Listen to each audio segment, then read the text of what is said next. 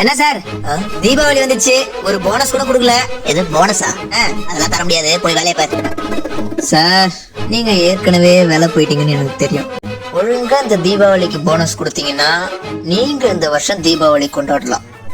அத்தை விட்டுட்டு போனஸ் தர முடியாதுன்னு ஏதாவது சொன்னீங்க, 17 வயசு பையன்கிட்ட ஆட்டோ பொம்மை கொடுத்து திரி பிரிக்காம கொளுத்தி உங்க பேண்ட் பாக்கெட்ல போட சொல்லுவேன். திரும்பி பாக்குறதுக்குள்ள தீஞ்சிரும். நீங்க தீபாவளி கொண்டாடிட்டு இருக்கும் போது லட்சுமி வெடிய 2ஆ வச்சு கொளுத்தி உங்க 2வது பொண்டாட்டி மேல போட்டுருவேன். லட்சுமி வெடி வெஞ்சதுன்னா குண்டா இருக்கிற உங்க பொண்டாட்டி துண்டாயிடும். இது எதுவுமே நடக்கலன்னு வச்சுக்கேன், பேசாம திரி பிரிக்காத நாட்டு வெடியை கொளுத்தி நானே போடுவேன். அதே திரி பிரிக்காத நாட்டு வெடி தெரியுமா? கொளுத்துனே போக வராது, சத்தம் வரும்.